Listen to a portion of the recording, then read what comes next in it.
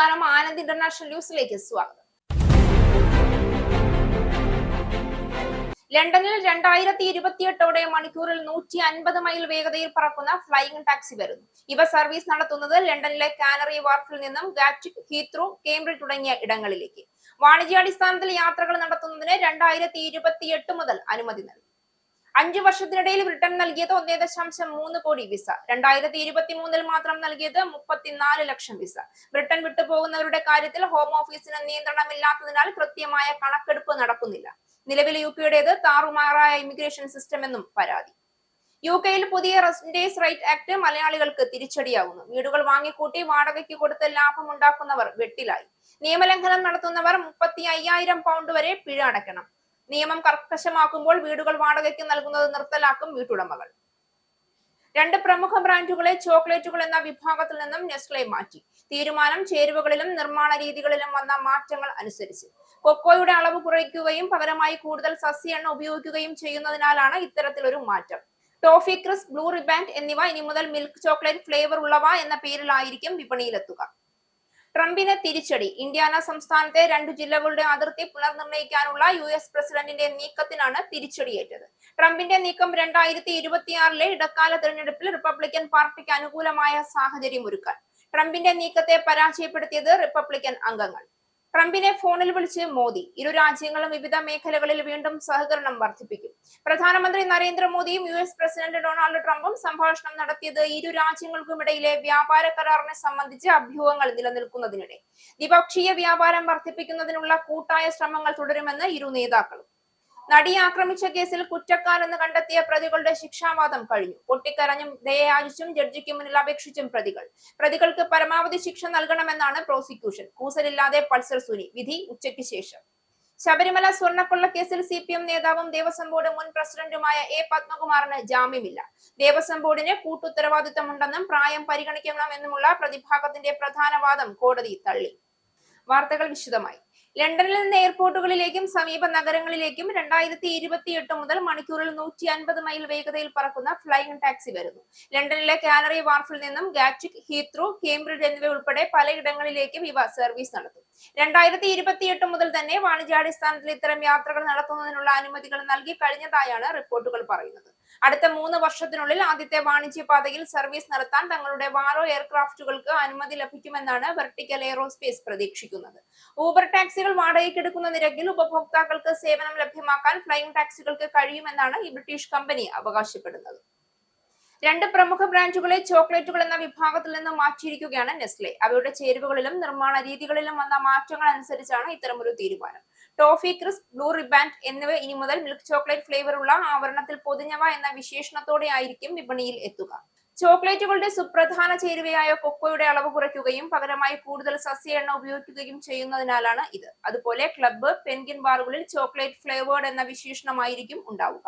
ഇതിൽ ഫില്ലിങ്ങിനായി palm oil കൂടുതലായി ഉപയോഗിക്കും. ജീവിത ചെലവുകൾ വർദ്ധിക്കുന്നതിനനുസരിച്ച് വില കുറയ്ക്കുന്നതിനായിട്ടും അതിനോടൊപ്പം കൊക്കോ കൃഷി ചെയ്യുന്ന പ്രധാന രാജ്യങ്ങളായ ഘാന, ഐവറി കോസ്റ്റ് എന്നിവിടങ്ങളിൽ വിളവെടുപ്പ് കുറഞ്ഞതിനാൽ കൊക്കോയുടെ ക്ഷാമത്തിന് പരിഹാരം കാണുന്നതിനുമായിട്ടാണ് ഇപ്പോൾ പല ഉൽപ്പന്നങ്ങളിലും കൊക്കോയുടെ അളവ് കുറച്ചിരിക്കുന്നത്.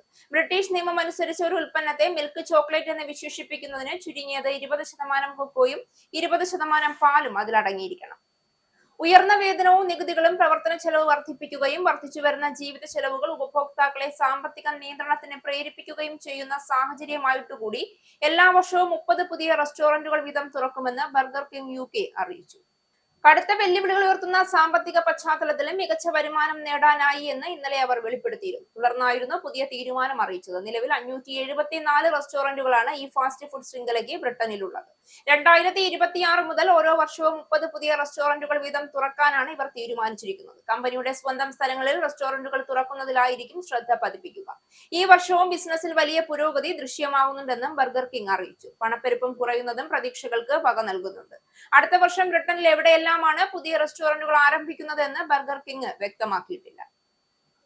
5 വർഷത്തിനിടയിൽ ബ്രിട്ടൻ നൽകിയത് 1.3 കോടി വിസ എന്ന കണക്ക്. 2023 മാത്രം 34 ലക്ഷം വിസ നൽകി. വിസ കാലാവധി കഴിയുമ്പോൾ മടങ്ങുന്നത് എത്ര പേരെന്നറിയാൻ ഹോം ഓഫീസിന് വഴികൾ ഇല്ല എന്ന് റിപ്പോർട്ട്. യുകെയുടേത് താറുമാറായ ഇമിഗ്രേഷൻ സിസ്റ്റം. വിസ കാലാവധി കഴിഞ്ഞും ബ്രിട്ടനിൽ എത്ര പേർ അനധികൃതമായി താമസിക്കുന്നുണ്ടെന്നത് കൃത്യമായി പറയാൻ സർക്കാരിന് കഴിഞ്ഞേക്കില്ല. അതിനാവശ്യമായ കണക്കുകൾ കഴിഞ്ഞ 5 വർഷമായി സമാഹരിച്ചിട്ടില്ല എന്ന റിപ്പോർട്ടാണ് ഇപ്പോൾ പുറത്തു വന്നിരിക്കുന്നത്. അതേസമയം ഇമിഗ്രേഷൻ അഭിഭാഷകരുമായി സംസാരിച്ചതിൽ നിന്നും രാജ്യത്ത് വിവിധ ഭാഗങ്ങളിലായി ഇത്തരത്തിലുള്ള 4 ലക്ഷം പേരെങ്കിലും താമസിക്കുന്നുണ്ടാകണമെന്നാണ് അറിയാൻ കഴിഞ്ഞതെന്നും റിപ്പോർട്ടിൽ പറയുന്നു. ഇമിഗ്രേഷൻ സിസ്റ്റം താറുമാറായി എന്ന സൂചനയാണ് ഈ കണക്കുകൾ നൽകുന്നതെന്ന് പ്രമുഖ ഇമിഗ്രേഷൻ അഭിഭാഷകൻ പറയുന്നു. ബ്രിട്ടൻ വിട്ടു പോകുന്നവരുടെ കാര്യത്തിൽ ഹോം ഓഫീസിന് നിയന്ത്രണമില്ലാത്തതിനാൽ കൃത്യമായ കണക്ക് നൽകുക എന്നത് അസാധ്യമാണ്. നേരത്തെ വിസയുമായി പാസ്പോർട്ട് നമ്പറുകൾ വിവിധ എയർലൈനുകളിൽ നിന്നും മറ്റ് അന്താരാഷ്ട്ര സൗകര്യങ്ങൾ ഒരുക്കുന്നവരിൽ നിന്നും ശേഖരിക്കുന്ന പാസ്പോർട്ട് നമ്പറുകളുമായി ഒത്തുനോക്കുന്ന പതിവ് ഹോം ഓഫീസിനുണ്ടായിരുന്നു. നിലവിൽ യുകെയുടേത് താറുമാറായ ഇമിഗ്രേഷൻ സിസ്റ്റം എന്നാണ് പൊതുവെയുള്ള പരാതി. അവരുടെ അറൈവൽ, ഡിപ്പാർച്ചർ പട്ടികയിലെ പാസ്പോർട്ട് നമ്പറുകളുമായി യോജിക്കുന്ന നമ്പറുകളുള്ള പാസ്പോർട്ട് ഉടമകൾ അവർ ബ്രിട്ടൻ വിട്ടു പോകേണ്ട സമയത്ത് തന്നെ വിട്ടുപോയതായി തീർച്ചയാക്കാം. അതേസമയം പട്ടികയുമായി യോജിക്കാത്ത നമ്പറുകളുള്ളവർ ബ്രിട്ടനിൽ വിസ കാലാവധി കഴിഞ്ഞിട്ടും താമസിക്കുന്നുണ്ട് എന്നും മനസ്സിലാക്കാം. എന്നാൽ ഈ പ്രക്രിയ കോവിഡ്, ബ്രെക്സിറ്റ് തുടങ്ങിയവ കാരണം കഴിഞ്ഞ കുറച്ചു കാലമായി നിർത്തിയിട്ടിരുന്നു. അതുകൊണ്ടാണ് അതേ രീതി പിന്തുടർന്നാൽ കൃത്യമായ കണക്കുകൾ നൽകാൻ കഴിയില്ല എന്ന് ഹോം ഓഫീസ് പറയുന്നത്. ഇപ്പോൾ യൂറോപ്യൻ യൂണിയൻ പൗരന്മാർക്ക് ബ്രിട്ടനിൽ സ്വതന്ത്രമായി സഞ്ചരിക്കാനുള്ള അവകാശം ഇല്ലാതായിട്ട് 4.5 വർഷം കഴിഞ്ഞു. കോവിഡ് പ്രതിസന്ധിയും അതുമായി ബന്ധപ്പെട്ട യാത്രാ നിയന്ത്രണങ്ങളും വിട്ടൊഴിഞ്ഞിട്ട് ഏകദേശം 3.5 വർഷങ്ങളും കഴിഞ്ഞു. എന്നിട്ടും വിസ കാലാവധി കഴിഞ്ഞും രാജ്യത്ത് തുടരുന്നവരെ കണ്ടെത്താൻ ഒരു പുതിയ രീതി രൂപീകരിക്കാനുള്ള കാത്തിരിപ്പ് തുടരുകയാണ്. പഴയ രീതി പൂർണ്ണമായും കുറ്റമറ്റതായിരുന്നു എന്ന് ഈ രംഗത്തുള്ളവർക്ക് അഭിപ്രായമില്ല. ബ്രിട്ടനിൽ എത്തിയവർ ഇവിടെ ഉള്ളപ്പോൾ പാസ്പോർട്ട് മാറ്റിയാലോ അല്ലെങ്കിൽ എയർലൈനുകൾ രേഖപ്പെടുത്തുന്ന പാസ്പോർട്ട് നമ്പറുകളിൽ പിഴവുകൾ വന്നാലോ കൃത്യമായ വിവരം ലഭിക്കില്ല. ഇതെല്ലാം കണക്കിലെടുത്ത് ഹോം ഓഫീസ് എത്തിച്ചേർന്നിരിക്കുന്ന നിഗമനം 2016-നും 2020-നും ഇടയിലായി ഇത്തരത്തിൽ 2,50,000 പേർ വിസ കാലാവധി കഴിഞ്ഞ് ബ്രിട്ടനിൽ ഉണ്ടായിരുന്നു എന്നാണ്. അതായത് പ്രതിവർഷം 63,000 പേരോളം വിസ കാലാവധി കഴിഞ്ഞും യുകെയിൽ തുടരുന്നു. 2018 മുതൽ ചെറുയാനങ്ങളിൽ ചാനൽ കടന്നെത്തിയവരുടെ എണ്ണത്തെക്കാൾ കൂടുതലാണ്. ഈ കാലയളവിൽ 1,90,000 പേരാണ് ചാനൽ കടന്ന് അനധികൃതമായി യുകെയിൽ എത്തിയത്. 2020-നും 2025 ജൂണിനും ഇടയിലായി 13 മില്യൺ വിസകൾ നൽകിയതായും ഹോം ഓഫീസിന്റെ കണക്കുകളിൽ പറയുന്നു. എന്നാൽ അവയിൽ എത്ര എണ്ണത്തിന്റെ കാലാവധി കഴിഞ്ഞു എന്നതിനെ കുറിച്ച് വ്യക്തതയില്ല എന്ന് സ്കൈ ന്യൂസ് പറയുന്നു. അതുകൊണ്ട് തന്നെ കാലാവധി കഴിഞ്ഞും എത്ര പേർ ബ്രിട്ടനിൽ തുടരുന്നു എന്നതിനെ കുറിച്ചും വ്യക്തമായ ധാരണയില്ല. വളരെ മൃദു സമീപനം സ്വീകരിക്കുന്ന ഒരു രാജ്യമെന്ന നിലയിൽ മറ്റുള്ളവർ ബ്രിട്ടനെ നോക്കി പരിഹസിച്ചു ചിരിക്കുകയാണെന്നാണ് ഒരു വിമർശകൻ പറഞ്ഞത്. തികച്ചും അപരിചിതരായവർക്ക് പണം നൽകി അവരുടെ ബന്ധുവെന്ന വ്യാജേന സന്ദർശന വിസയിൽ യുകെയിലെത്തി വിസ കാലാവധി കഴിഞ്ഞും ഇവിടെ താമസിക്കുന്നവർ ഏറെയാണ്. ഇവരിൽ പലരും പണമായി വേതനം വാങ്ങി കുറഞ്ഞ വേതനത്തിന് ജോലി ചെയ്യുന്നുണ്ട്. ആനുകൂല്യങ്ങൾ കൈപ്പറ്റാത്തതിനാൽ ഇവരെ കണ്ടെത്താൻ കഴിയുന്നില്ല. എന്നാൽ അടിയന്തര ഘട്ടങ്ങളിൽ ഇവർക്ക് ആരോഗ്യ സംരക്ഷണ മേഖലയുടെ സേവനം സൗജന്യമായി ഉപയോഗിക്കാൻ കഴിയും. അതുപോലെ ഇവരുടെ കുട്ടികൾക്ക് സ്കൂൾ വിദ്യാഭ്യാസം നൽകാൻ കഴിയും. ഇതിനെല്ലാമുള്ള ചെലവ് വഹിക്കുന്നത് നികുതിദായകരുടെ പണം കൊണ്ടാണ് എന്നൊരു അഭിഭാഷകൻ ചൂണ്ടിക്കാണിക്കുന്നു. യുകെയിൽ വീടുകൾ വാങ്ങിക്കൂട്ടി വാടകയ്ക്ക് കൊടുത്ത് ലാഭമുണ്ടാക്കുന്ന മലയാളികൾക്ക് തിരിച്ചടിയാകുന്ന പുതിയ റെന്റേഴ്സ് റൈറ്റ് ആക്ട്. ഈ നിയമത്തിന്റെ കീഴിൽ നിയമലംഘനം നടത്തുന്നവർക്കുള്ള പിഴ തുകകളുടെ പട്ടിക സർക്കാർ പുറത്തിറക്കിയിരിക്കുന്നു. സർക്കാരിന്റെ ഔദ്യോഗിക വെബ്സൈറ്റായ government.uk-ൽ ഈ ആഴ്ച പ്രസിദ്ധീകരിച്ച ഔദ്യോഗിക മാർഗനിർദ്ദേശങ്ങൾ പ്രകാരം 3,000 പൗണ്ട് മുതലാണ് പിഴത്തുക ആരംഭിക്കുന്നത്. ഈ ലിസ്റ്റ് പ്രകാരം ഗുരുതരമായ നിയമലംഘനങ്ങൾക്ക് അത് 35,000 പൗണ്ട് വരെയായി ഉയരും. ഇതിൽ പല നിയമലംഘനങ്ങളും സാധാരണ സംഭവിക്കാറുള്ള ചെറിയ പിഴവുകളായി കണ്ട് അവഗണിക്കുകയായിരുന്നു പതിവ്. എന്നാൽ ഇപ്പോൾ അത്തരം പിഴവുകൾക്കും പിഴ നൽകേണ്ട സാഹചര്യമാണ് ഉയരുന്നത്. പരമ്പരാഗത രീതിയിലുള്ള ഹൗസിംഗ് നിയന്ത്രണത്തെക്കാൾ പുതിയ നിയമം കോർപ്പറേറ്റ് നിയന്ത്രണത്തിന്റെ മാതൃകയാണ് പിന്തുടരുന്നത്. ഒരു ബാനിംഗ് ഓർഡർ ലംഘിക്കുമ്പോഴാണ് ഏറ്റവും കൂടിയ തുകയായ 35,000 പൗണ്ട് നൽകേണ്ടതായി വരിക. അതുപോലെ നോ ലെറ്റ് പീരീഡിൽ ഒരു വീട് വാടകയ്ക്ക് നൽകിയാൽ 25,000 പൗണ്ട് പിഴയൊടുക്കേണ്ടതായി വരും. ചില നിശ്ചിത ലൈസൻസിംഗ് ഏരിയകളിൽ ശരിയായ ലൈസൻസ് ഇല്ലാതെ പ്രവേശിക്കുന്നത് പോലുള്ള ഭരണപരമായ പിഴവുകൾക്ക് പോലും 12,000 പൗണ്ട് വരെ പിഴ ഒടുക്കേണ്ടതായി വരും. പുതിയ ചെലവുകൾ ചാർത്തി ലാഭം തീരെ കുറവായിരിക്കുന്ന ഒരു സാഹചര്യത്തിലാണ് ഈ അധിക ബാധ്യത കൂടി വരുന്നത് എന്നോർക്കണം. നിയമം അനുസരിക്കുക എന്നത് ഇനി മുതൽ ഒരു ചുമതല മാത്രമല്ല, ഒരു സാമ്പത്തിക വെല്ലുവിളി കൂടി ആവുകയാണ് എന്നർത്ഥം. ഇത്തരമൊരു സാഹചര്യം വീട്ടുടമകളെ വീടുകൾ വാടകയ്ക്ക് നൽകുന്നതിനെ കുറിച്ച് രണ്ടാമതൊരു വട്ടം കൂടി ചിന്തിക്കാൻ പ്രേരിപ്പിക്കും എന്ന് അർത്ഥം. ഇന്ത്യാന സംസ്ഥാനത്തെ 2 ജില്ലകളുടെ അതിർത്തി പുനർനിർണയിക്കാനുള്ള US പ്രസിഡന്റ് ഡൊണാൾഡ് ട്രംപിന്റെ നീക്കത്തിന് തിരിച്ചടി. 2026-ൽ നടക്കുന്ന ഇടക്കാല തിരഞ്ഞെടുപ്പിൽ റിപ്പബ്ലിക്കൻ പാർട്ടിക്ക് അനുകൂലമായ സാഹചര്യം ഒരുക്കുന്നത് ലക്ഷ്യമിട്ടായിരുന്നു നീക്കം. എന്നാൽ പകുതിയിലേറെ റിപ്പബ്ലിക്കൻ അംഗങ്ങൾ ഡെമോക്രാറ്റിക് പാർട്ടി അംഗങ്ങൾക്കൊപ്പം ചേർന്ന് 31-19 എന്ന നിലയിൽ ട്രംപിന്റെ നീക്കത്തെ പരാജയപ്പെടുത്തി. സംസ്ഥാനത്ത് ഡെമോക്രാറ്റിക് പാർട്ടിയുടെ നിയന്ത്രണത്തിലുള്ള 2 മണ്ഡലങ്ങൾ ഇല്ലാതായാൽ രൂപകൽപ്പന ചെയ്തതാണ് പുതിയ ഭൂപടമെന്ന് സെനറ്റ് അംഗങ്ങൾ ആരോപിച്ചു. പുതിയ അതിർത്തി അംഗീകരിക്കാൻ ഇന്ത്യാന സെനറ്റ് അംഗങ്ങളുടെ മേൽ ട്രംപ് കനത്ത സമ്മർദ്ദം ചെലുത്തിയിരുന്നു. പുതിയ ഭൂപടത്തെ എതിർക്കുന്നവർക്കെതിരെ പ്രൈമറി തിരഞ്ഞെടുപ്പിൽ മത്സരിക്കുന്ന എതിരാളികളെ പിന്തുണയ്ക്കുമെന്ന് ട്രംപും റിപ്പബ്ലിക്കൻ പാർട്ടിയുടെ മുതിർന്ന നേതാക്കളും ഭീഷണിപ്പെടുത്തിയെന്ന് റിപ്പോർട്ടുകൾ ഉണ്ടായിരുന്നു. പാകിസ്ഥാൻ $68.6 കോടി വാഗ്ദാനം ചെയ്ത് US president Donald Trump. F-16 യുദ്ധവിമാനങ്ങൾ നവീകരിക്കാനും പരിപാലിക്കാനുമുള്ള ഉപയോഗത്തിനാണ് ഈ പണം. ഭീകരവിരുദ്ധ പ്രവർത്തനങ്ങളിലും മറ്റു പദ്ധതികളിലും US-ഉമായി സഹകരിക്കാൻ പാകിസ്ഥാൻ ഈ കരാർ ഉപയോഗപ്രദമാകുമെന്ന് ഡിഫൻസ് സെക്യൂരിറ്റി കോർപ്പറേഷൻ ഏജൻസി പറഞ്ഞു. നവീകരണങ്ങൾ സാധ്യമാകുമ്പോൾ പാകിസ്ഥാന്റെ F-16 വിമാനങ്ങൾ 2040 വരെ നിലനിൽക്കാൻ ശേഷിയുള്ളതായി മാറും. US, നാറ്റോ സേനകളുമായി യുദ്ധഭൂമിയിൽ നിന്ന് തത്സമയ വിവരങ്ങൾ കൈമാറാനുള്ള 92 ലിങ്ക് 16 MK-82 500 പൗണ്ട് ബോംബ് ബോർഡുകളും ഉൾപ്പെടെ പ്രതിരോധ ഉപകരണങ്ങൾ ഇതിൽ ഉൾക്കൊള്ളുന്നു. US ദേശീയ സുരക്ഷയ്ക്ക് വിൽപ്പന സുപ്രധാനമാണെന്ന് DSCA അഭിപ്രായപ്പെട്ടു. അതേസമയം അമേരിക്കയിൽ സ്ഥിരതാമസത്തിന് ട്രംപ് ഗോൾഡ് കാർഡ് വിസ പദ്ധതി അവതരിപ്പിച്ചിരുന്നു. സമ്പന്നരും ഉയർന്ന വൈദഗ്ധ്യമുള്ളവരുമായ വിദേശ പൗരന്മാരെ US-ലേക്ക് ആകർഷിക്കാനാണ് ഈ പുതിയ പദ്ധതി. വേഗത്തിൽ താമസാനുമതി നേടാൻ അവസരം ഒരുക്കുന്നതിലൂടെ വിദേശ നിക്ഷേപം ആകർഷിക്കാൻ കഴിയുമെന്നും പ്രതീക്ഷിക്കുന്നു. ഉടൻ തന്നെ ട്രംപ് പ്ലാറ്റിനം കാർഡ് പുറത്തിറക്കുമെന്നും റിപ്പോർട്ടുകളുണ്ട്. ആരോഗ്യ ഇൻഷുറൻസ് പ്രീമിയങ്ങൾ അടയ്ക്കാൻ അമേരിക്കക്കാരെ സഹായിക്കുന്നതിനായി അഫോർഡബിൾ കെയർ ആക്ട് സബ്സിഡികൾ 3 വർഷത്തേക്ക് കൂടി നീട്ടുന്നതിന് ഡെമോക്രാറ്റിക് പാർട്ടി കൊണ്ടുവന്ന ബിൽ US സെനറ്റിൽ പരാജയപ്പെട്ടു. റിപ്പബ്ലിക്കൻ പാർട്ടി അംഗങ്ങൾ എതിർത്ത് വോട്ട് ചെയ്തതോടെയാണ് ബില്ല് പാസാക്കാനാവാതെ പോയത്. നിലവിലുള്ള ഇളവ് ഈ മാസം 31-ന് അവസാനിക്കുന്നതോടെ ആരോഗ്യ ഇൻഷുറൻസ് പ്രീമിയം ഉയരുമെന്ന് ഉറപ്പായി. അമേരിക്കക്കാർക്ക് ഹെൽത്ത് സേവിംഗ്സ് അക്കൗണ്ടുകൾക്ക് പണം കണ്ടെത്താൻ സഹായിക്കുന്നതിനായി പുതിയ ഫെഡറൽ സബ്സിഡികൾ ഏർപ്പെടുത്താൻ റിപ്പബ്ലിക്കൻ പാർട്ടി അവതരിപ്പിച്ച ബദൽ ബില്ലിനും 60 വോട്ടുകൾ നേടാനായില്ല. റിപ്പബ്ലിക്കൻ പാർട്ടി 53, ഡെമോക്രാറ്റിക് പാർട്ടി 47 എന്നിങ്ങനെയാണ് സെനറ്റിൽ അംഗസംഖ്യ. ബിൽ പാസാക്കുന്നതിന് 60 പേരുടെ പിന്തുണ ആവശ്യമാണ്. ലൂസിയാനയിൽ നിന്നുള്ള സെനറ്റർ ബിൽ കാസിന്റെയും ഐഡഹോയിൽ നിന്നുള്ള മൈക്ക് കാപ്രോയുമാണ് ഈ റിപ്പബ്ലിക്കൻ ബിൽ അവതരിപ്പിച്ചത്. ഫെഡറൽ ദാരിദ്ര്യരേഖയുടെ 700% താഴെ വരുമാനമുള്ള വ്യക്തികൾക്ക് $1,500 വരെ നൽകാൻ ഇതിൽ നിർദ്ദേശിച്ചിരുന്നു. ഈ വർഷം ഇതൊരു വ്യക്തിക്ക് ഏകദേശം $1,10,000 4-അംഗ കുടുംബത്തിന് $2,25,000 പുതുവർഷത്തിൽ ആരോഗ്യ പരിരക്ഷാ പ്രീമിയത്തിന്റെ തുക വർദ്ധിക്കുന്നതിന്റെ പരിഹാരം എന്ന നിലയിലാണ് ഡെമോക്രാറ്റിക് പാർട്ടി ഈ ബിൽ അവതരിപ്പിച്ചത്. തിരുവനന്തപുരം സ്വദേശിയായ ശിവദേവ് രാമൻ സഹദേവ് ലണ്ടനിൽ നിര്യാതനായി. 66 വയസ്സായിരുന്നു. ഈ മാസം 7-ാം തീയതിയാണ് അന്ത്യം സംഭവിച്ചത്. അദ്ദേഹം കുടുംബത്തോടൊപ്പം ലണ്ടനിലെ വാൾതാംസ്റ്റോവിൽ താമസിക്കവെയാണ് അന്ത്യം. നിലവിൽ ഭാര്യ ലേഖ ശിവദേവ വാർത്താംസ്റ്റോവിലെ വിപ്സ് ക്രോസ് ആശുപത്രിയിൽ ജോലി ചെയ്യുന്നു. മക്കൾ വിനീത ശിവദേവ്, വിവേക് ശിവദേവ് എന്നിവരാണ്. ഇനി പൗണ്ട്, യൂറോ, ഡോളർ, രൂപ ഇന്നത്തെ വിനിമയ നിരക്ക്. ഒരു പൗണ്ട് 121.04 ഇന്ത്യൻ രൂപ, ഒരു പൗണ്ട് 1.14 യൂറോ, ഒരു US ഡോളർ 90.39 ഇന്ത്യൻ രൂപ, ഒരു യൂറോ 106.08 ഇന്ത്യൻ രൂപ, ഒരു പൗണ്ട് 1.34 US ഡോളർ, ഒരു കനേഡിയൻ ഡോളർ 65.61 ഇന്ത്യൻ രൂപ. ഇനി ഒരു ഇടവേളയ്ക്ക് ശേഷം നാഷണൽ ന്യൂസ്.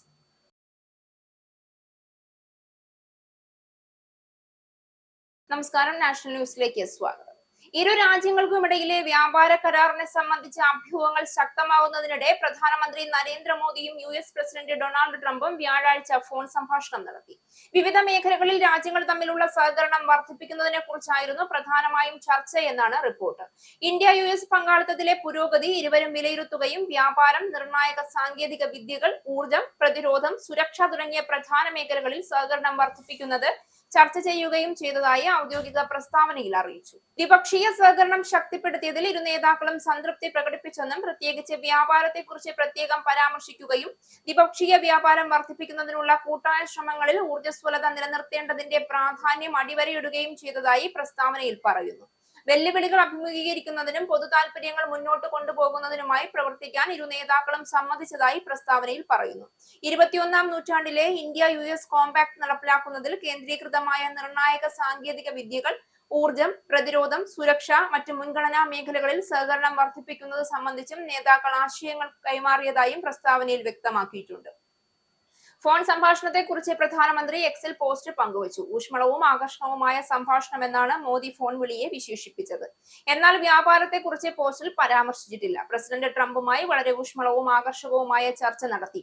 ഞങ്ങളുടെ ദ്വിപക്ഷീയ ബന്ധത്തിലെ പുരോഗതി വിലയിരുത്തുകയും പ്രാദേശികവും അന്താരാഷ്ട്രവുമായ സംഭവ വികാസങ്ങൾ ചർച്ച ചെയ്യുകയും ചെയ്തു. ആഗോള സമാധാനം, സ്ഥിരത, സമൃദ്ധി എന്നിവയ്ക്കായി ഇന്ത്യയും യുഎസും തുടർന്നും ഒരുമിച്ച് പ്രവർത്തിക്കുമെന്നും മോദി കുറിച്ചു. 20 വർഷത്തിനു ശേഷമാണ് വോട്ടർ പട്ടിക തീവ്ര പരിഷ്കരണം നടക്കുന്നതെന്നും അതുകൊണ്ട് സാങ്കേതിക നടപടിക്രമങ്ങളിൽ ഒരുപാട് ഇടപെടാനാകില്ല എന്നും സുപ്രീം കോടതി. വിവിധ സംസ്ഥാനങ്ങളിലെ SIR നടപടികളെ ചോദ്യം ചെയ്തുള്ള ഹർജികളിൽ അന്തിമ വാദത്തിനിടെയായിരുന്നു chief justice Suryakant, justice Joymalya Bagchi എന്നിവരുടെ ബെഞ്ചിന്റെ വാക്കാലുള്ള നിരീക്ഷണം. SIR എല്ലാ വർഷവുമുള്ള നടപടിയായി മാറ്റാനാകില്ല. ഇതിപ്പോൾ 20 വർഷത്തിനു ശേഷമാണ് നടക്കുന്നതെന്ന് മനസ്സിലാക്കണം. അതുകൊണ്ടാണ് സാങ്കേതിക നടപടിക്രമങ്ങളിൽ കോടതിക്ക് ഒരുപാട് ഇടപെടാനാകാത്തതെന്നും ബെഞ്ച് പറഞ്ഞു. വോട്ടർമാരെ സംശയത്തോടെ നോക്കുന്ന സംശയാലുക്കളായ അയൽക്കാരെയും പോലീസുകാരെയും പോലെ തിരഞ്ഞെടുപ്പ് കമ്മീഷൻ പെരുമാറരുതെന്ന് തമിഴ്നാട്ടിൽ നിന്നുള്ള ഹർജിക്കാരുടെ അഭിഭാഷകൻ രാജു രാമചന്ദ്രൻ വാദിച്ചു. ദ്രുതഗതിയിലുള്ള നഗരവൽക്കരണം, കുടിയേറ്റം തുടങ്ങിയവ ബീഹാറിന്റെ പശ്ചാത്തലത്തിലുള്ളതാണെന്നും അവ കാരണമാക്കി തമിഴ്നാട് പോലുള്ള സംസ്ഥാനത്ത് എങ്ങനെ SIR നടത്തുമെന്നും അദ്ദേഹം ചോദിച്ചു. കുടിയേറ്റം എന്നാൽ ആഭ്യന്തര കുടിയേറ്റം മാത്രമായി കാണേണ്ടതില്ല എന്നും വിദേശത്തേക്കുള്ള കുടിയേറ്റവും അതിന്റെ പരിധിയിൽ വരുമെന്നും ബെഞ്ച് പറഞ്ഞു.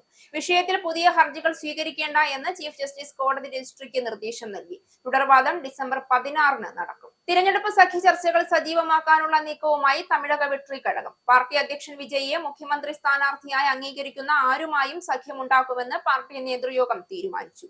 സഖ്യ ചർച്ചകൾക്ക് പുതിയ സമിതിയെ നിയോഗിച്ചു. എന്നാൽ മുന്നണി സംബന്ധിച്ച് അന്തിമ തീരുമാനം വിജയുടേതാണ്. പനയൂരിൽ TVK ജില്ലാ അധ്യക്ഷന്മാരുടെ യോഗത്തിലായിരുന്നു തീരുമാനം. വിജയുടെ സംസ്ഥാന പര്യടനം തുടരും. 16 ഈറോഡ് പൊതുയോഗം നടത്താനാണ് TVK നീക്കം. ആദ്യം അപേക്ഷ നൽകിയ സ്ഥലത്ത് പോലീസ് അനുമതി നൽകിയില്ല. മറ്റൊരിടം കണ്ടെത്തി അറിയിക്കാൻ നിർദ്ദേശിക്കുകയായിരുന്നു. ഇതേ തുടർന്ന് മറ്റൊരു സ്ഥലം കണ്ടെത്തി അപേക്ഷ നൽകി. ഇതിനിടെ 27 വർഷത്തോളം വിജയുടെ PRO ആയിരുന്ന PT സെൽവകുമാർ DMK-യിൽ ചേർന്നു.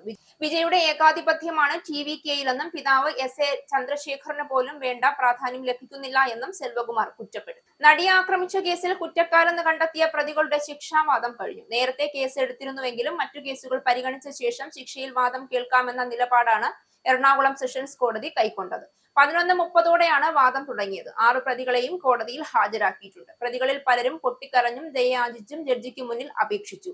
ജുഡീഷ്യൽ നടപടിക്രമങ്ങളെ മോശമായി ചിത്രീകരിക്കാൻ പാടില്ല എന്ന് പറഞ്ഞുകൊണ്ടാണ് കോടതി വാദം കേൾക്കൽ ആരംഭിച്ചത്. അഭിഭാഷകരുടെയും മാധ്യമപ്രവർത്തകരുടെയും ഭാഗത്തുനിന്ന് കോടതി നടപടികളെ തടസ്സപ്പെടുത്തുന്നതോ മോശമായി ചിത്രീകരിക്കുന്നതോ ആയ പ്രവൃത്തികൾ ഉണ്ടാകരുത് എന്നാണ് ജഡ്ജി ഹണി M വർഗീസ് മുന്നറിയിപ്പ് നൽകിയിരിക്കുന്നത്. തന്റെ ഭൂതവും ഭാവിയും അന്വേഷിച്ചുകൊള്ളൂ, പക്ഷേ കോടതി ക്രമങ്ങളെ മോശമായി ചിത്രീകരിക്കാൻ പാടില്ല എന്ന് ജഡ്ജി കർശനമായി പറഞ്ഞു. കൂട്ടബലാത്സംഗം അടക്കം തെളിയിക്കപ്പെട്ടിട്ടുള്ള കേസിൽ ശിക്ഷാവിധിയിന്മേലുള്ള വാദമാണ് നടക്കുന്നത്. പ്രതികൾക്ക് പരമാവധി ശിക്ഷ നൽകണമെന്നാണ് പ്രോസിക്യൂഷന്റെ വാദം. ശിക്ഷയിൽ ഇളവ് നൽകണം എന്ന തരത്തിലാവും പ്രതിഭാഗത്തിന്റെ വാദം. ഇരുപക്ഷത്തിന്റെയും വാദം കേട്ട ശേഷമായിരിക്കും കോടതി ശിക്ഷാവിധി സംബന്ധിച്ച വിധി പറയുക. അതേസമയം വിധി പറയുന്നത് നാളത്തേക്ക് മാറ്റിവെക്കുമോ എന്നും സംശയമുണ്ട്. 1 മുതൽ 6 വരെ പ്രതികളായ NS സുനിൽ എന്ന Pulsar Suni, Martin Antony, B Manikandan, VP Vijeesh, H Saleem എന്ന വടിവാൾ സലീം, പ്രദീപ് എന്നിവരാണ് കേസിൽ കുറ്റക്കാരെന്ന് കണ്ടെത്തിയത്. രാഹുൽ മാങ്കൂട്ടത്തിൽ MLA ഫ്ളാറ്റ് ഒഴിയണമെന്ന് താമസക്കാരുടെ അസോസിയേഷൻ ഈ മാസം 25-നകം ഫ്ളാറ്റ് ഒഴിയണമെന്ന് കാട്ടി രാഹുലിന് നോട്ടീസ് നൽകി. രാഹുലിന്റെ കേസുമായി ബന്ധപ്പെട്ട് പോലീസ് നിരന്തരം പരിശോധന നടത്തുന്നത് ബുദ്ധിമുട്ടുണ്ടാക്കുന്നതായി ഫ്ളാറ്റിലെ താമസക്കാർ പറയുന്നു. ലൈംഗിക പീഡന പരാതി തുടർന്ന് ഒളിവിൽ പോയ രാഹുൽ കഴിഞ്ഞ ദിവസം വോട്ട് ചെയ്യാനായി പാലക്കാട് എത്തി. ഇന്ന് രാവിലെ MLA ഓഫീസിലെത്തുമെന്നാണ് വിവരം. ഇന്നലെ വൈകിട്ട് 4:45 പാലക്കാട് നഗരസഭയിലെ 24-ാം വാർഡ് കുന്നത്തൂർ മേട് നോർത്തിലെ സെന്റ് സെബാസ്റ്റ്യൻ സ്കൂളിൽ രാഹുൽ വോട്ട് ചെയ്തത്. സ്കൂളിന് പുറത്ത് രാഹുലിനെതിരെ പ്രതിഷേധം ഉണ്ടായിരുന്നു. തനിക്ക് പറയാനുള്ളതും തനിക്കെതിരെ പറയുന്നതും കോടതിയുടെ മുന്നിലാണെന്നും സത്യം ജയിക്കുമെന്ന ആത്മവിശ്വാസമുണ്ടെന്നും പാലക്കാട് തന്നെ ഉണ്ടാകുമെന്നും രാഹുൽ പറഞ്ഞു. തുടർന്ന് തന്റെ ഓഫീസിലെത്തി ജീവനക്കാരുമായി ഔദ്യോഗിക കാര്യങ്ങൾ ചർച്ച ചെയ്ത ശേഷം മടങ്ങുകയായിരുന്നു. ലൈംഗികമായി പീഡിപ്പിച്ചെന്നും ഗർഭഛിദ്രത്തിന് നിർബന്ധിച്ചെന്നും ആരോപിച്ച് യുവതി മുഖ്യമന്ത്രിക്ക് പരാതി നൽകിയതിനു പിന്നാലെ ഒളിവിൽ പോയ രാഹുൽ 2 ആഴ്ചയ്ക്കു ശേഷമാണ് മണ്ഡലത്തിൽ തിരിച്ചെത്തിയത്. ഹോം സ്റ്റേയിൽ പീഡിപ്പിച്ചെന്നാരോപിച്ചുള്ള കേസിൽ രാഹുൽ മാങ്കൂട്ടത്തിൽ MLA പ്രിൻസിപ്പൽ ജില്ലാ സെഷൻസ് ജഡ്ജി S നസീറ മുൻകൂർ ജാമ്യം അനുവദിച്ചിരുന്നു. ഇതേ തുടർന്നാണ് രാഹുൽ ഒളിവ് ജീവിതം അവസാനിപ്പിച്ച് വോട്ട് ചെയ്യാനെത്തിയത്. 3 മാസത്തേക്ക് ഒന്നിടവിട്ടുള്ള തിങ്കളാഴ്ചകളിൽ അന്വേഷണ സംഘത്തിന് മുൻപിൽ ഹാജരാകണമെന്നും കോടതി നിർദ്ദേശിച്ചിട്ടുണ്ട്. ഇതിനു പുറമെ എപ്പോൾ ആവശ്യപ്പെട്ടാലും ഹാജരാകണമെന്നും സാക്ഷികളെ സ്വാധീനിക്കരുതെന്നും നിർദ്ദേശിച്ചു. രാഹുലിനെ അറസ്റ്റ് ചെയ്താൽ ജാമ്യത്തിൽ വിടണമെന്നും ഉത്തരവിലുണ്ട്. പ്രോസിക്യൂഷൻ ഹൈക്കോടതിയിൽ അപ്പീൽ നൽകിയിട്ടുണ്ട്. ശബരിമല സ്വർണ്ണക്കൊള്ള കേസിൽ CPM നേതാവും ദേവസ്വം ബോർഡ് മുൻ പ്രസിഡന്റുമായ A. പത്മകുമാറിന് ജാമ്യം നിഷേധിച്ചു. കൊല്ലം വിജിലൻസ് കോടതിയാണ് പ്രതിയുടെ ജാമ്യാപേക്ഷ തള്ളിയത്. ദേവസ്വം ബോർഡിന് കൂട്ടുത്തരവാദിത്വം ഉണ്ടെന്നും പ്രായം പരിഗണിക്കണമെന്നതുമായിരുന്നു പ്രതിഭാഗത്തിന്റെ പ്രധാന വാദം. ഉണ്ണികൃഷ്ണൻ പോറ്റിക്ക് പാളികൾ കൈമാറിയതും മിനിറ്റ്സിൽ ചെമ്പ് എന്നെഴുതിയതും എല്ലാവരുടെയും അറിവോടെയാണ് എന്നാണ് പത്മകുമാർ ജാമ്യ ഹർജിയിൽ ചൂണ്ടിക്കാട്ടിയത്. നവംബർ 20-നാണ് പത്മകുമാറിനെ അന്വേഷണ സംഘം അറസ്റ്റ് ചെയ്തത്. നവംബർ 29-നാണ് പ്രതി ജാമ്യ ഹർജി നൽകിയത്. എന്നാൽ ഹർജി പരിഗണിക്കുന്നത് കോടതി മാറ്റിവെക്കുകയായിരുന്നു. ഇന്ന് ഹർജി തള്ളിയതോടെ പത്മകുമാറിന്റെ ജയിൽവാസം 3 ആഴ്ച കടന്നു. നിലവിൽ ദ്വാരപാലക സ്വർണ്ണപ്പാളി കേസിൽ റിമാൻഡിലാണ് പത്മകുമാർ. ഈ കേസിലും പത്മകുമാറിനെ SIT കസ്റ്റഡിയിൽ വാങ്ങി ചോദ്യം ചെയ്തിരുന്നു. കേസിൽ മറ്റു പ്രതികൾക്കും കൊല്ലം വിജിലൻസ് കോടതി ജാമ്യം നൽകിയിട്ടില്ല എന്നതും ശ്രദ്ധേയമാണ്.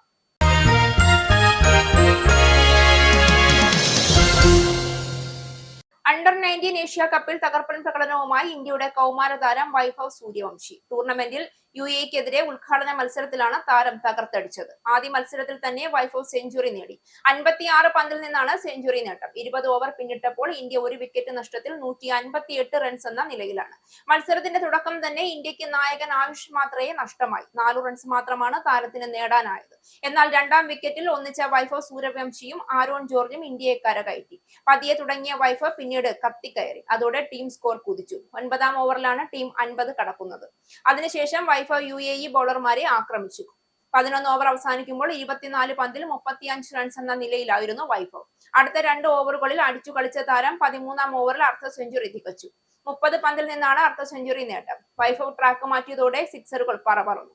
16-ാം ഓവറിൽ 3 സിക്സറുകളാണ് താരം നേടിയത്. പിന്നാലെ 56 പന്തിൽ നിന്ന് സെഞ്ചുറി തികയ്ക്കുകയും ചെയ്തു. 48 റൺസുമായി ആരോൺ ജോർജും ക്രീസിലും. പ്രധാന വാർത്തകൾ ഒരിക്കൽ കൂടി. ലണ്ടനിൽ 2028ഓടെ മണിക്കൂറിൽ 150 മൈൽ വേഗതയിൽ പറക്കുന്ന ഫ്ലൈയിംഗ് ടാക്സി വരുന്നു. ഇവ സർവീസ് നടത്തുന്നത് ലണ്ടനിലെ കാനറി വാർഫിൽ നിന്നും ഗാറ്റ്വിക്, ഹീത്രൂ, കേംബ്രിഡ്ജ് തുടങ്ങിയ ഇടങ്ങളിലേക്ക്. വാണിജ്യാടിസ്ഥാനത്തിൽ യാത്രകൾ നടത്തുന്നതിന് 2028 മുതൽ അനുമതി നൽകി. 5 വർഷത്തിനിടയിൽ ബ്രിട്ടൻ നൽകിയത് 1.3 കോടി വിസ. 2023-ൽ മാത്രം നൽകിയത് 34 ലക്ഷം വിസ. ബ്രിട്ടൻ വിട്ടുപോകുന്നവരുടെ കാര്യത്തിൽ ഹോം ഓഫീസിന് നിയന്ത്രണമില്ലാത്തതിനാൽ കൃത്യമായ കണക്കെടുപ്പ് നടക്കുന്നില്ല. നിലവിൽ UKയുടേത് താറുമാറായ ഇമിഗ്രേഷൻ സിസ്റ്റം എന്നും പരാതി. UK-യിൽ പുതിയ റെസിഡൻസ് റൈറ്റ് ആക്ട് മലയാളികൾക്ക് തിരിച്ചടിയാവുന്നു. വീടുകൾ വാങ്ങിക്കൂട്ടി വാടകയ്ക്ക് കൊടുത്ത് ലാഭമുണ്ടാക്കുന്നവർ വെട്ടിലായി. നിയമലംഘനം നടത്തുന്നവർ 35,000 പൗണ്ട് വരെ പിഴ അടയ്ക്കണം. നിയമം കർക്കശമാക്കുമ്പോൾ വീടുകൾ വാടകയ്ക്ക് നൽകുന്നത് നിർത്തലാക്കും വീട്ടുടമകൾ. 2 പ്രമുഖ ബ്രാൻഡുകളെ ചോക്ലേറ്റുകൾ എന്ന വിഭാഗത്തിൽ നിന്നും നെസ്ലെ മാറ്റി. തീരുമാനം ചേരുവകളിലും നിർമ്മാണ രീതികളിലും വന്ന മാറ്റങ്ങൾ അനുസരിച്ച്. കൊക്കോയുടെ അളവ് കുറയ്ക്കുകയും പകരമായി കൂടുതൽ സസ്യ എണ്ണ ഉപയോഗിക്കുകയും ചെയ്യുന്നതിനാലാണ് ഇത്തരത്തിലൊരു മാറ്റം. ടോഫി ക്രിസ്പ്, ബ്ലൂ റിബാൻഡ് എന്നിവ ഇനി മുതൽ മിൽക്ക് ചോക്ലേറ്റ് ഫ്ലേവർ ഉള്ളവ എന്ന പേരിലായിരിക്കും വിപണിയിലെത്തുക. ട്രംപിന് തിരിച്ചടി. ഇന്ത്യാന സംസ്ഥാനത്തെ 2 ജില്ലകളുടെ അതിർത്തി പുനർനിർണയിക്കാനുള്ള US പ്രസിഡന്റിന്റെ നീക്കത്തിനാണ് തിരിച്ചടിയേറ്റത്. ട്രംപിന്റെ നീക്കം 2026-ലെ ഇടക്കാല തെരഞ്ഞെടുപ്പിൽ റിപ്പബ്ലിക്കൻ പാർട്ടിക്ക് അനുകൂലമായ സാഹചര്യം ഒരുക്കാൻ. ട്രംപിന്റെ നീക്കത്തെ പരാജയപ്പെടുത്തിയത് റിപ്പബ്ലിക്കൻ അംഗങ്ങൾ. ട്രംപിനെ ഫോണിൽ വിളിച്ച് മോദി. ഇരു രാജ്യങ്ങളും വിവിധ മേഖലകളിൽ വീണ്ടും സഹകരണം വർദ്ധിപ്പിക്കും. പ്രധാനമന്ത്രി നരേന്ദ്രമോദിയും US പ്രസിഡന്റ് ഡൊണാൾഡ് ട്രംപും സംഭാഷണം നടത്തിയത് ഇരു രാജ്യങ്ങൾക്കുമിടയിലെ വ്യാപാര കരാറിനെ സംബന്ധിച്ച് അഭ്യൂഹങ്ങൾ നിലനിൽക്കുന്നതിനിടെ. ദ്വിപക്ഷീയ വ്യാപാരം വർദ്ധിപ്പിക്കുന്നതിനുള്ള കൂട്ടായ ശ്രമങ്ങൾ തുടരുമെന്ന് ഇരു നേതാക്കളും. നടിയെ ആക്രമിച്ച കേസിൽ കുറ്റക്കാരെന്ന് കണ്ടെത്തിയ പ്രതികളുടെ ശിക്ഷാവാദം കഴിഞ്ഞു. പൊട്ടിക്കരഞ്ഞും ദയയാചിച്ചും ജഡ്ജിക്ക് മുന്നിൽ അപേക്ഷിച്ചും പ്രതികൾക്ക് പരമാവധി ശിക്ഷ നൽകണമെന്നാണ് പ്രോസിക്യൂഷൻ. കൂസലില്ലാതെ പൾസർ സുനി. വിധി ഉച്ചയ്ക്ക് ശേഷം. ശബരിമല സ്വർണ്ണക്കൊള്ള കേസിൽ CPM നേതാവും ദേവസ്വം ബോർഡ് മുൻ പ്രസിഡന്റുമായ A. പത്മകുമാറിന് ജാമ്യമില്ല. ദേവസ്വം ബോർഡിന് കൂട്ടുത്തരവാദിത്തമുണ്ടെന്നും പ്രായം പരിഗണിക്കണമെന്നുമുള്ള പ്രതിഭാഗത്തിന്റെ പ്രധാന വാദം കോടതി തള്ളി. ഈ ന്യൂസ് ബുള്ളറ്റിൻ അവസാനിച്ചു. നന്ദി.